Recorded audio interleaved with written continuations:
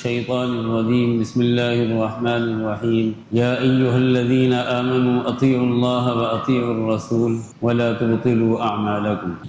محترم بزرگوں، عزیز دوستو، رمضان المبارک کے اعمال گزار کر اللہ کے حضور میں حاضر ہونے والے ہمارے بھائی، آج کا موقع جو 30 رمضان المبارک کا موقع ہے اور رمضان المبارک کا گویا کہ آخری دن ہے۔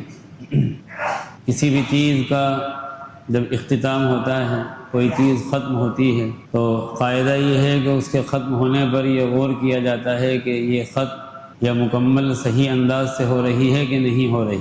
جو ذمہ داریاں ہمارے اوپر اس مہینے کے تعلق سے آئی تھیں، ان ذمہ داریوں کو ہم نے پورا کیا ہے کہ نہیں کیا۔ اور جب ہم کوئی کام ختم کرتے ہیں تو 2 چیزوں کا ہمارے لیے کرنا بہتر اور مناسب ہوتا ہے۔ ایک تو یہ کہ ہم غور کر لیں کہ جو ہونا چاہیے تھا وہ ہوا کہ نہیں ہوا، اگر نہیں ہوا ہے تو اب کر لیا جائے، پہلی چیز تو یہ۔ اور دوسری چیز یہ ہے کہ جو کام ہم نے کیا ہے اس کو آگے باقی رکھنا ہے۔ پہلے نمبر پہ تو یہ غور کرنا ہے کہ جو کام ہمیں کرنا چاہیے تھا اس مہینے کے اندر وہ ہم نے کیا ہے کہ نہیں کیا۔ اگر نہیں کیا ہے تو ابھی وقت ہے شام تک کا اس کو کرنا ہے۔ اور دوسرے نمبر پر جو کام ہم نے اس مہینے کے اندر، اس مہینے کی برکت سے اور برکت سے کیا اللہ کی خاص رحمت سے ہم نے شروع کر دیے ہیں، ان کو انشاءاللہ آئندہ باقی رکھنا ہے۔ اللہ رب العزت نے انسانوں کے اندر قسمیں بنائی ہیں، اور قسمیں اس انداز سے بنائی ہیں کہ کچھ لوگ وہ ہوتے ہیں جو نیکیوں کے اندر بہت تیزی کے ساتھ میں لپکنے والے ہوتے ہیں، ان کا مزاج نیکیوں کی طرف بڑھنے والا ہوتا ہے، اور وہ ابتدائی سے کوئی بھی کام ہو بڑی سنجیدگی کے ساتھ، بڑی متانت کے ساتھ اللہ کے سامنے حضوری قلب کے ساتھ میں اپنی بندگی کا اظہار کرتے ہیں، اور پہلے ہی دن سے اور اول وقت سے ہی وہ اللہ رب العزت کے منظور نظر بن جاتے ہیں، محبوب بن جاتے ہیں۔ اللہ تعالیٰ نے ان لوگوں کی تعریف فرمائی ہے جو اسلام میں سب سے پہلے داخل ہوئے، اور اللہ نے ان کی بھی تعریف فرمائی جو ان کی دیکھا دیکھی بعد میں داخل ہو گئے۔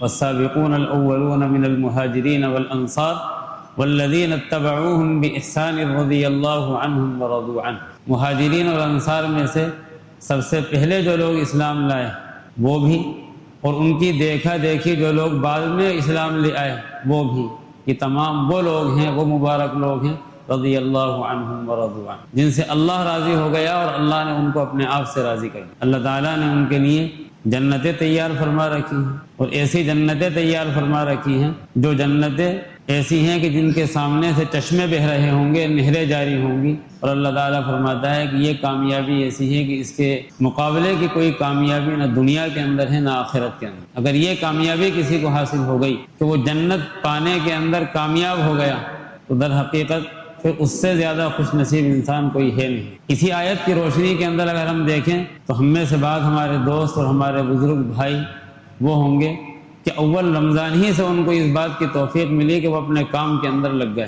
اللہ نے جو چاہا تھا اس انداز سے وہ اپنے کام کو کرنے لگے۔ گویا کہ وہ سابقین اولین ہیں، ان کو خوش ہونا چاہیے اس بات پر، اور اللہ تعالیٰ کا شکر ادا کرنا چاہیے کہ اللہ تعالیٰ نے ان لوگوں کے اندر شامل فرما لیا جن سے اللہ راضی ہے۔ دوسری قسم ان لوگوں کی ہوتی ہے جو نیکیاں کرنا تو چاہتے ہیں، لیکن نیکیاں کرنے کے باوجود بھی گناہ کے اندر بھی قدم پڑ جاتا ہے، گناہ کی طرف بھی طبیعت مائل ہو جاتی ہے۔ رمضان المبارک کے آنے کے بعد بھی بہت سے ایسے ہمارے کام ہوتے ہیں جن کو ہم چھوڑ نہیں پاتے۔ ظاہر ہے کہ مزاج کا فرق ہے، اور اللہ تعالیٰ نے مزاج الگ الگ بنائے، انسان چھوڑنا چاہتا ہے لیکن چھوڑ نہیں پاتا ان کاموں کو، لیکن نیکی بھی کرتا ہے۔ اللہ تعالیٰ نے ان سے بھی مغفرت کا وعدہ فرمایا ہے۔ وآخرون اعترفوا بذنوبهم خلطوا عملا صالحا وآخر سیئا عسى اللہ ان یتوب علیہم ان اللہ غفور رحیم۔ اور دوسرے لوگ وہ ہیں جنہوں نے ملے جلے کام کیے ہیں، کچھ نیکیاں کی ہیں، کچھ برائیاں کی ہیں، کچھ اعمال بد کیے ہیں، کچھ اعمال صالحہ کیے ہیں۔ عسى اللہ ان یتوب علیہم، اللہ تعالیٰ نے ان کو بھی پیغام دیا ہے کہ نہیں، امید یہ ہے کہ اللہ تعالیٰ ان کی بھی توبہ قبول کر لے گا۔ بہت خوشی کی بات ہے، اللہ تعالیٰ ایسے لوگوں کی بھی توبہ قبول کر لے گا جو نیک کام کرتے رہے لیکن برائیاں بھی کچھ نہ کچھ ہوتی رہی نہ چاہنے کے باوجود بھی۔ اللہ تعالیٰ نے فرمایا کہ عسى اللہ ان یتوب علیہم، اللہ تعالیٰ ان کی بھی توبہ قبول فرمائے گا، اور اللہ تعالیٰ تو بڑا بخشنے والا، رحم فرمانے والا ہے۔ وہ تو ذرا سی انسان کی توجہ کو دیکھتا ہے، اور اس کے اندر جو چیز سب سے زیادہ اہم ہے کہ نیکیاں بھی کرتے رہے، برائیاں بھی کرتے رہے، یعنی یہ کہ توبہ کا دامن انہوں نے نہیں چھوڑا، ان کو اس بات کا اعتراف رہا کہ ہاں ان سے غلطیاں ہو رہی ہیں، اور وہ اللہ کے سامنے اپنے جرم کا اعتراف کرتے رہے بار بار۔ رات کو انہوں نے جرم کا اعتراف کیا، صبح پھر غلطی ہو گئی، صبح جرم کا اعتراف کیا، شام کو پھر غلطی ہو گئی، رات کو سوچا کہ صبح فجر کی نماز پڑھیں گے لیکن نہ پڑھ سکے، پھر فجر کے اندر توبہ کری، پھر ظہر کے اندر ٹوٹ گئی۔ یہ سب چلتا رہا رمضان مبارک کے ہر دن میں اور ہر رات میں، لیکن ان کو اپنے گناہوں کا اعتراف رہا۔ تو اصل چیز کیا ہے کہ جب انسان اپنے گناہ کا اعتراف کر لیتا ہے تو اللہ تعالیٰ نے اس سے مغفرت کا وعدہ فرمایا، اس کی توبہ کی قبولیت کا اللہ تعالیٰ نے وعدہ فرمایا۔ تو اگر ہم غور کر لیں، ہم اس دوسری قسم کے اندر بھی شامل ہیں، تو ہم بھی انشاءاللہ مبارکباد کے مستحق ہیں کہ ٹھیک ہے، کوئی بات نہیں، غلطیاں تو انسان سے ہی ہوتی ہیں اور بخشنے والی ذات اللہ کی موجود ہے جو بخشے گی گناہوں کو انشاءاللہ۔ تیسرے نمبر پر یا تیسری قسم ان لوگوں کی ہو جاتی ہے جن کو توجہ ہی نہیں ہوئی اس طرف کہ رمضان آیا بھی ہے، اور انہوں نے غور نہیں کیا کہ ہمارے اعمال بس سے ہمیں توبہ کرنی چاہیے، بلکہ وہ اب بھی اس امید میں رہیں کہ کر لی جائے گی توبہ، یعنی وہ اللہ کی ذات سے الگ تو نہیں ہے۔ ظاہر ہے کہ ایک مومن اللہ کی ذات سے کیسے الگ ہو سکتا ہے، لیکن مومن وہ بھی ہوتا ہے جو ٹال مٹول کرتا رہتا ہے، یہ سوچتا رہتا ہے کہ کل کر لیا جائے گا، انشاءاللہ کل کا روزہ رکھ لیں گے، کل نماز پڑھ لیں گے، کل سے تراویح شروع کر دیں گے، کل سے انشاءاللہ فجر کی نماز پابندی کے ساتھ میں پڑھیں گے، تلاوت کل سے شروع کر دی جائے گی، ذکر کا اہتمام کل سے کر لیا جائے گا، استغفار کی تسبیح کل سے کر لی جائے گی، اور اس کل کے اندر آج 30واں روزہ آ گیا۔ اگر ایسے بھی لوگ ہیں اور ہوں گے یقیناً، صحابہ کے اندر مثال ہے اس کی۔ غزوہ تبوک کے اندر حضور اکرم صلی اللہ علیہ وسلم سے جو لوگ پیچھے رہ گئے تھے ان کی مثال دی گئی ہے۔ وآخرون اعترفوا کے اندر کے 7 لوگ وہ تھے جنہوں نے اپنی غلطی کا اعتراف کر لیا تھا، اور آپ صلی اللہ علیہ وسلم کی تشریف آوری سے پہلے اپنے آپ کو مسجد نبوی کے ستونوں سے باندھ دیا تھا، اور یہ اعلان کر دیا تھا کہ جب تک نبی اکرم صلی اللہ علیہ وسلم ہمارے گناہ کو معاف نہیں فرمائیں گے ہم کھولیں گے نہیں۔ ان میں حضرت ابو لبابہ تھے۔ اللہ تعالیٰ کسی کی توبہ کو ایسا قبول فرماتا ہے کہ توبہ کی بھی علامت بنا دیتا ہے۔ استوانہ ابو لبابہ، استوانہ توبہ کے نام سے آج بھی موجود ہے مسجد نبوی کے اندر، جس سے حضرت ابو لبابہ نے اپنے آپ کو باندھا تھا، اور نبی اکرم صلی اللہ علیہ وسلم نے پھر ان کی توبہ کی قبولیت کے بعد میں ان کو کھولا۔ آج بھی وہ استوانہ، آج بھی وہ ستون موجود ہے، بھیڑ لگی رہتی ہے یہاں پر توبہ کرنے والوں کی۔ اللہ تعالیٰ کو کسی کی توبہ ایسی پسند آتی ہے کہ توبہ کی جگہ کو بھی ایک علامت بنا دیتا ہے، توبہ کی جگہ بنا دیتا ہے۔ اور 3 لوگ وہ تھے جو ٹال مٹول کرتے رہے، حضرت مرارہ ابن ربیع، حضرت ہلال ابن امیہ، حضرت کعب ابن مالک۔ یہ ٹال مٹول کرتے رہے کہ کل چلیں گے، کل چلیں گے، کل چلیں گے، گویا کہ ہم بھی انہی کے اندر ہے کہ کل توبہ کریں گے، کل توبہ کریں گے، اور ادھر یہ رمضان ختم ہونے کو آ گیا۔ وآخرون مرجون لأمر اللہ اما يعذبهم واما يتوب علیہم واللہ علیم حکیم۔ اور تیسرے قسم کے لوگ وہ ہیں جن کے معاملے کو پیچھے ڈال دیا گیا، کل کے چکر میں انہوں نے اپنے معاملے کو پیچھے ڈال دیا، توبہ کی توفیق نہیں ہوئی۔ اب اللہ کے اختیار میں ان کا معاملہ ہے، یا تو اللہ تعالیٰ ان کو عذاب دے دے یا اللہ تعالیٰ ان کی توبہ قبول کر لے، لیکن یہ اس وقت ہے جب مہلت ختم ہو گئی۔ اگر ہم پہلی قسم میں ہیں کہ ہمیں اللہ رب العزت نے رمضان المبارک کے اول دن سے ہی اپنی طرف رجوع کی توفیق عطا فرما دی، تو ہم اللہ کا شکر ادا کریں۔ آج شکر سے ہماری زبان تر رہے، اور حقیقت یہ ہے کہ ہمارے پاس وہ زبان نہیں ہے جس سے ہم اللہ کا شکر ادا کر سکیں، وہ الفاظ نہیں ہیں جن سے ہم اللہ کا شکر ادا کر سکیں۔ اور اگر ہم دوسری قسم میں ہیں کہ کچھ گناہ بھی ہو گئے اور یقیناً ہوتے ہیں، اور نیکیاں بھی کرتے رہے، تو ہم اللہ رب العزت کی طرف رجوع کریں کہ انشاءاللہ آئندہ یہ کام نہیں ہوگا، اور اس پر بھی ہم شکر کریں کہ اللہ تعالیٰ نے ہمیں نیک اعمال کی بہرحال جتنی بھی دی توفیق دی۔ لیکن اگر ہم تیسری قسم میں ہیں تب بھی گھبرانے کی ضرورت نہیں، مایوس ہونے کی ضرورت نہیں۔ اگر ہم نے کل کے اندر اپنے معاملے کو ٹال دیا، اللہ تعالیٰ تو لمحوں کو دیکھتا ہے، گھنٹوں کو نہیں دیکھتا، سالوں کو نہیں دیکھتا، مہینوں کو نہیں دیکھتا، اللہ تعالیٰ لمحوں کو دیکھتا ہے کہ کس لمحے کے اندر بندے کا دل پگھلتا ہے اور اللہ کی طرف وہ مائل ہوتا ہے۔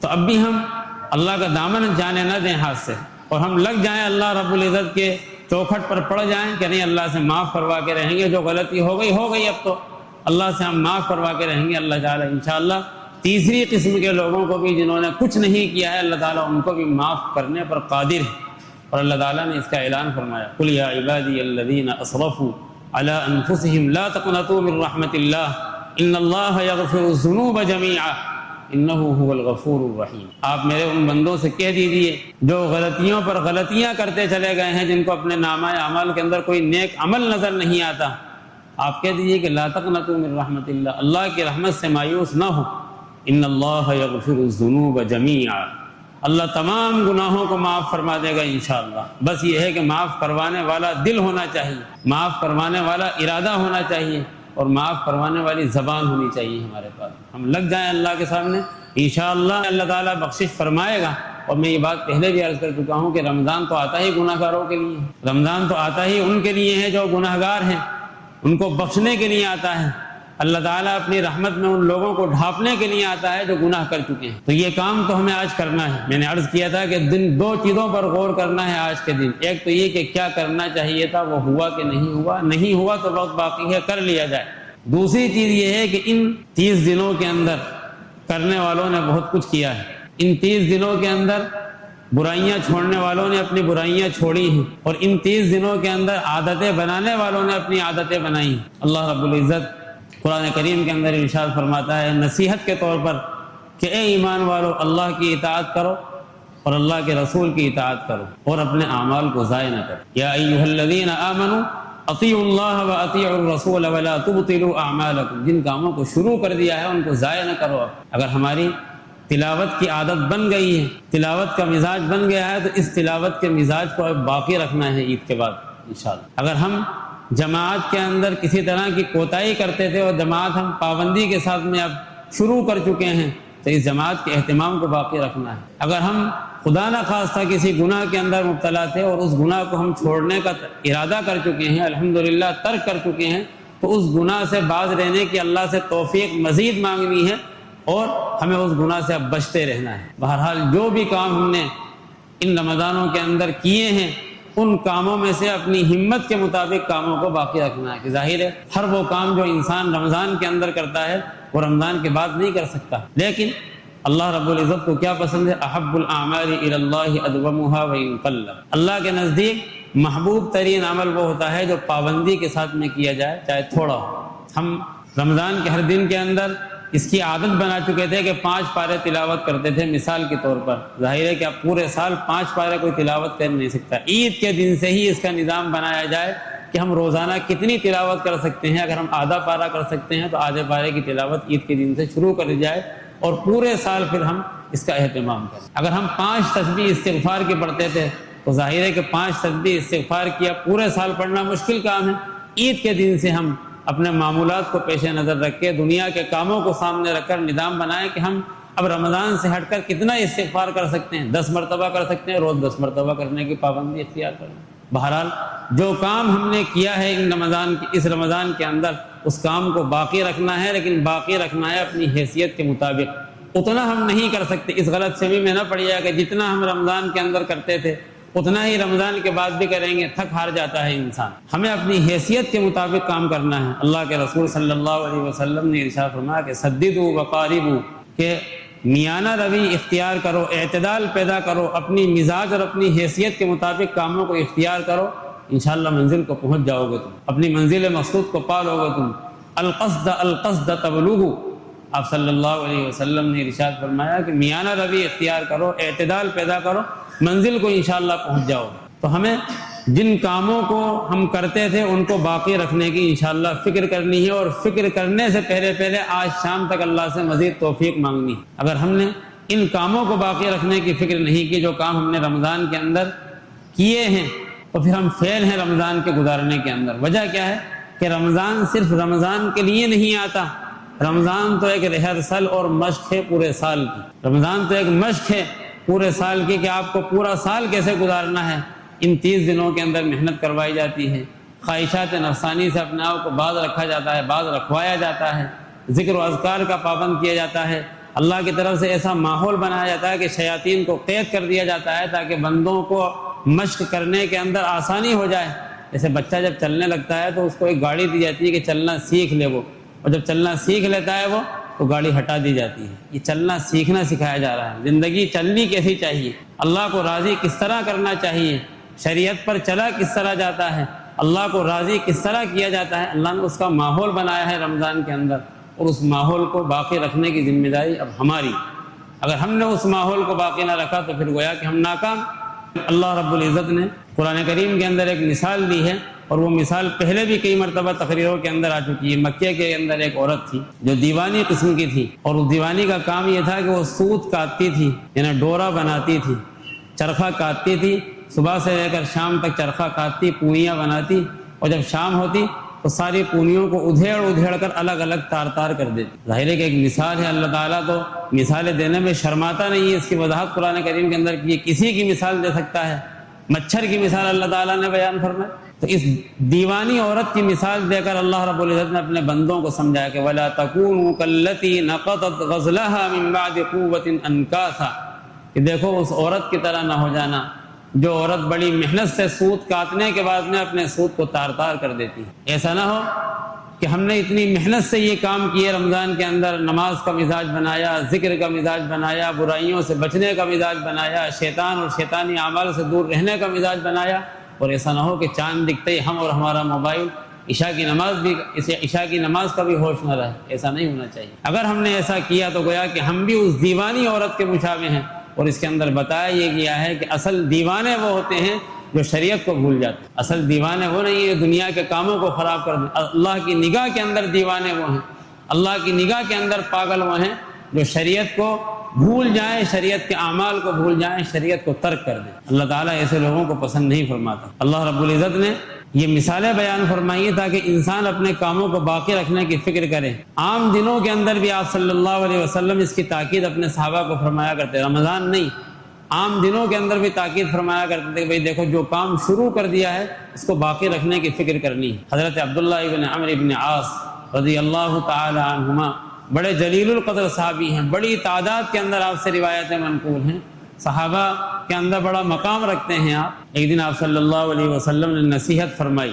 نصیحت اچھوں کو بھی کی جاتی ہے اور ان کو بھی کی جاتی ہے جو کام کرنے والے نہیں ہوتے۔ آج ہمارے اس مجمع کے اندر سب لوگ موجود ہوں گے، ایسا نہیں ہے کہ اچھے ہی اچھے ہیں، وہ بھی ہوں گے جو بہت اچھے ہوں گے، وہ بھی ہوں گے جو کم اچھے ہوں گے، وہ بھی ہوں گے جنہوں نے کچھ کام نہیں کیے ہوں گے۔ تو آپ صلی اللہ علیہ وسلم نے حضرت عبداللہ ابن عمرو ابن عاص جیسے جلیل القدر صحابی کو نصیحت فرماتے ہوئے فرمایا کہ یا عبداللہ لا تکن مثل فلان، اے اللہ کے بندے عبداللہ دیکھو فلاں آدمی کی طرح نہ ہو جانا، نام آپ ذکر نہیں فرماتے تھے، فلاں کی طرح نہیں ہو جانا، کان یقوم اللیل فترک قیام اللیل، وہ تہجد کی نماز پڑھتا تھا پہلے، اب تہجد کی نماز پڑھنا چھوڑ دی اس نے۔ عام تاکید فرمایا آپ نے، تہجد کی نماز کا عام اہتمام کوئی کرتا تھا اور اس نے چھوڑ دیا، تو آپ صلی اللہ علیہ وسلم نے اپنے صحابی کو نصیحت فرمائی کہ ایسا نہ کرنا۔ جو بھی کام شروع کر دے انسان کی ترقی کا راز اسی کے اندر ہے کہ اس کام کو باقی رکھنے کی فکر کرے۔ ہم نے اپنے بڑوں سے یہ بات سنی ہے کہ اگر لا الہ الا اللہ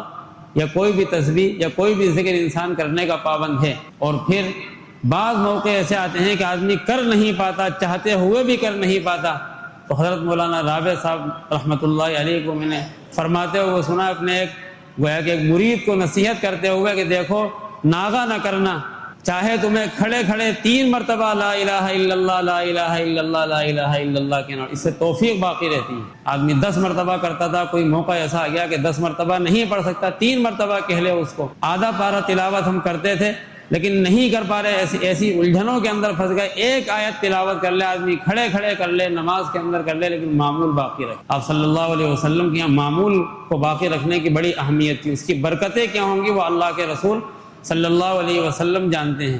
آپ صلی اللہ علیہ وسلم نے ایک حدیث کے اندر معمولات کی اہمیت کو ذکر کرتے ہوئے بیان فرمایا کہ اگر کوئی عشاء کے بعد میں کوئی چیز پڑھنے کا پابند تھا اور وہ بھول گیا پڑھنا، تو اگر وہ دوسرے دن ظہر سے پہلے پڑھ لے گا تب بھی ایسا ہی ہے جیسا کہ شام کو اس نے پڑھی۔ کوئی تو وجہ ہے، آخر کوئی تو وجہ ہے انسان کے اپنے معمول کو باقی رکھنے کی، اپنے ورد کو باقی رکھنے کی۔ اس لیے اس چکر کے اندر نہ پڑھیں کہ ان سے کیا ہوتا ہے۔ پابندی کے ساتھ میں جو اعمال کیے جاتے ہیں اللہ تعالیٰ اس کے ذریعے سے دلوں کو تبدیل فرماتا ہے، دلوں کے اندر گداز پیدا فرماتا ہے، نیک اعمال کی توفیق سے نوازتا ہے۔ اور جتنے بھی ہم نے کام کیے ہیں ان کو اپنی حیثیت کے مطابق آگے بڑھانا ہے، ان کو باقی رکھنا ہے، ان کو باقی رکھنے کی فکر کرنی ہے۔ اور ہم تو در حقیقت کام کرنے والے نہیں۔ اگر ہم خود اپنے آپ کو ٹٹولیں، بل الانسان علی نفسہ بصیرہ، انسان اپنے آپ کو خوب جانتا ہے۔ اپنے آپ کو ٹٹول کے دیکھنے کے واقعتاً دل بنا ہے کہ نہیں بنا، خالی جسم بنا ہے۔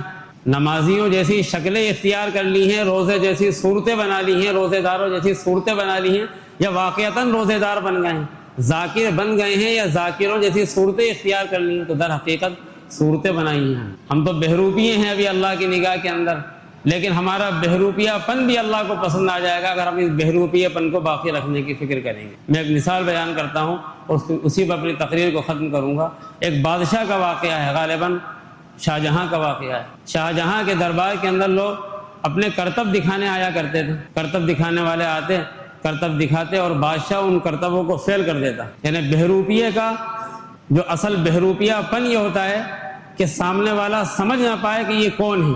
مثال کے طور پر کوئی زید نام کا آدمی ہے، وہ کوئی دوسرے نام سے بن کر آئے تو سامنے والا یا دیکھنے والا اس کو زید نہ سمجھ پائے، تب ہے بہروپیہ اپنے بہروپیہ پن میں کامیاب. تو بہروپیہ آتے اور اپنی نوٹنکیاں اور بہروپیہ پن دکھاتے، اور جب بہروپیہ پن ختم ہوتا تو شاہجہاں کہتا کہ تم تو فلاں ہو، فیل ہو جاتا، انعام نہیں مل پاتا. ایک بہروپیہ ایسا تھا جو مسلسل آتا تھا اور مسلسل آتا تھا. ایک دن وہ بادشاہ کے دربار کے اندر یہ اعلان کر کے گیا کہ ایک دن تو میں انعام لے کر رہوں گا آپ سے، میں پاس ہوں گا اپنے اس بہروپیہ پن کے اندر. کتنی ترقی، کتنی محنت کرتا ہے انسان اپنی دنیا کو باقی رکھنے کے لیے. بہرحال ایک لمبا عرصہ گزر گیا، اس کا کچھ عطا پتہ نہیں. ایک بہت زمانے کے بعد کے اندر چرچا ہوا کہ فلاں ندی کے کنارے پر ایک بزرگ آئے ہوئے ہیں اور بڑے چرچے ہوئے ان کی عبادتوں کے، بڑے ان کے ذکر کے، ان کی تلاوت کے، اللہ کے سامنے بندگی کے، توبہ اور استغفار کے چرچے ہو گئے پوری دہلی کے اندر. بادشاہ تک بھی بات پہنچی کہ فلاں صاحب آئے ہوئے. بادشاہ نے کہا کہ ان کو ہمارے پاس لے کر آؤ. جب وہاں پر یہ پیغام پہنچایا گیا کہ بادشاہ آپ کو بلاتے ہیں تو انہوں نے کہا نہیں ہم نہیں جائیں گے بادشاہ کے پاس میں، اگر ہم سے ملنا ہے تو بادشاہ خود ہمارے پاس میں آ جائے، ہم امیروں کی چوکھٹ پہ سر نہیں رگڑتے. بہرحال ہوا یہ کہ بادشاہ کو خود جانا پڑا. بادشاہ گیا، اس نے ملاقات کی اور ملاقات کرنے کے بعد کے اندر بہت متاثر ہوا. بادشاہ بے انتہا متاثر ہوا ان سے، کسی سے اپنی زندگی میں اتنا متاثر نہیں ہوا. اور جب وہ وہاں سے لوٹنے لگا، بادشاہ اس خیمے سے نکلنے لگا تو اس نے ہاتھ پکڑ لیا اور ہاتھ پکڑ کے کہا کہ لائیے میرا انعام، آج میں جیت گیا، میں وہی بہروپیہ ہوں جس کو آج آپ نہیں پہچان سکے. بادشاہ نے کہا کہ کل دربار میں آ جانا. اب آگے جو بات اس نے کہی وہ سننے کی ہے، اور اس کو دیکھیں اور ہم اپنے آپ کو دیکھیں. بہروپیہ دربار کے اندر آتا ہے، بادشاہ اپنا انعام اس کے ہاتھ کے اندر رکھنا چاہتا ہے، لیکن بہروپیہ یہ کہہ کر انعام لوٹا دیتا ہے کہ نہیں، جن لوگوں کا میں نے روپ دھارن کیا ہے ان کا یہ طریقہ نہیں کہ بادشاہوں سے وہ انعام وصول کرے. یہ ہے بات اصل دیکھنے کی. جن کا طریقہ، جن کا روپ میں نے دھارن کیا ہے، جن کا روپ میں نے دھارا ہے، اللہ والوں کا روپ میں نے بنایا ہے، اللہ والوں کا طریقہ میں نے اختیار کیا. میں اللہ والا نہیں ہوں، لیکن اس طریقے کو باقی رکھتے ہوئے اس روپ کی میں عزت کرتا ہوں اور میں آج آپ کے سامنے ہاتھ نہیں پھیلا سکتا. ہم بھی روپ دھارن کر چکے ہیں، نمازیوں کا روپ بنا کر اللہ کے سامنے موجود ہیں. ہم بھی ذاکر نہیں ہیں لیکن ذاکروں کا روپ بنا کر اللہ کے سامنے آ گئے ہیں. ہم نیک بن گئے ہیں، نمازوں کے پابند بن گئے ہیں، ہم تلاوت کے پابند بن گئے ہیں. اگرچہ کہ ہم پابند نہیں تھے اور یہ بھی کوئی گارنٹی نہیں ہے کہ پابند رہیں گے، لیکن ہم اللہ کے سامنے اپنے اس روپ کی قدر اس طرح کروائیں گے کہ باری تعالیٰ ہم بہروپیے تیرے دربار کے اندر حاضر ہیں، تو ہمارے اس بہروپیے پن کو قبول فرما لے اور اس صورت کے ساتھ ساتھ میں حقیقت کا فیصلہ فرما دے. ایک ہوتی ہے صورت، ایک ہوتی ہے حقیقت. لیکن صورت بھی کبھی کبھی اتنی خطرناک ہوتی ہے کہ حقیقت کو پیچھے چھوڑ دیتی ہے. آپ نے دیکھا ہوگا نا کہ باغوں کے اندر، کھیتوں کے اندر کچھ پتلے بنا کر ایسے ہی لٹکا دیے جاتے ہیں. اصل شکلیں نہیں ہوتی، وہ انسان نہیں ہوتے، لیکن پرندے کی مجال نہیں ہوتی کہ وہ کھیت کے اوپر آ کر حملہ بول دے یا کوئی جانور اس کے اوپر آ جائے. پتلے بنے ہوئے ہوتے ہیں. جب بنانے والا اتنی ترکیب سے ان پتلوں کو بناتا ہے، ہم بھی پتلے ہیں، اور ان پتلوں کو اگر ہم نے اللہ کے سامنے پیش کیا اور اللہ سے مانگا کہ باری تعالیٰ اسی پر عنایت فرما دے، تو اس بہروپیے پن پر اور اس پتلے پر اللہ تعالیٰ شیطان سے ہماری حفاظت فرمائے گا اور ہماری زندگیوں کے اندر تبدیلی کا اللہ تعالیٰ فیصلہ فرما دے گا. آج کا یہ ہمارا دن بڑا قیمتی دن ہے. یہ بات یاد رکھیے گا کہ کبھی کبھی ایسا ہوتا ہے کہ پوری زندگی انسان محنت کرتا ہے اور آخر لمحے کے اندر ناکام ہو جاتا ہے. ایسا نہ ہو کہ آج ہم ناکام ہو جائیں. آج کے دن کو قدردانی کے ساتھ میں گزارنا ہے. حدیث شریف کے اندر آتا ہے کہ اصل خاتمے کا اعتبار ہے، اصل خاتمے کا اعتبار ہے. 29 دن کیا کیا ہے یہ نہیں دیکھا جائے گا، 30ویں دن اللہ کے سامنے اپنے آپ کو کس طرح بنایا ہے، کس طرح لگایا ہے، یہ دیکھ لیا جائے گا کبھی کبھی. اس لیے آج کا دن ایسا نہ ہو کہ ہم بازاروں کے اندر گزار دیں، خریداری کے اندر گزار دیں.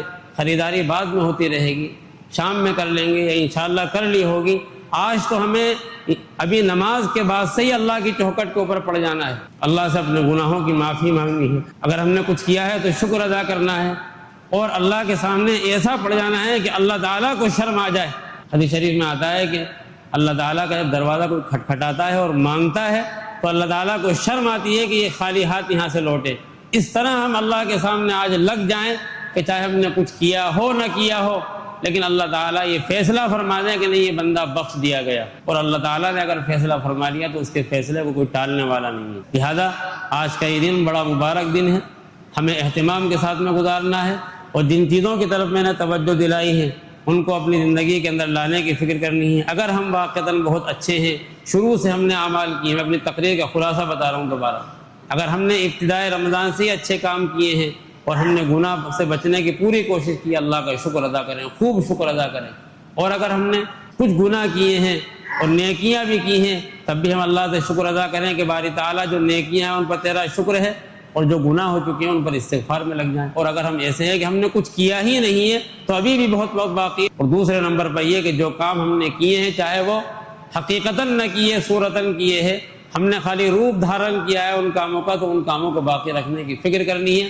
اگر انشاءاللہ ہم ان کاموں کو باقی رکھنے کی فکر کریں گے تو یہ رمضان جس مقصد کے لیے امت محمدیہ کو دیا گیا ہے، اس مقصد کو ہم زندہ کرنے والے ہیں، اس مقصد کو باقی رکھنے والے ہیں۔ اور انشاءاللہ اگر ہم نے آج یہ ارادہ کر لیا رمضان کے خاتمے پر کہ ہمارا پورا سال بہتری کے ساتھ میں گزرے گا، تو اللہ تعالیٰ انشاءاللہ یہ فیصلہ فرما دے گا ہمارے لیے کہ آئندہ رمضان جب آئے گا تو ہم اپنے آپ کو ہلکا محسوس کریں گے، پورے 11 مہینے ہمارے خیر کے ساتھ میں، اللہ کی رضا کے ساتھ میں، نیکیوں کو کرنے کے ساتھ میں، گناہوں سے بچنے کے ساتھ میں گزریں گے۔ اللہ رب العزت عمل کی توفیق عطا فرمائے، آمین۔ وآخر دعوانا الحمدللہ۔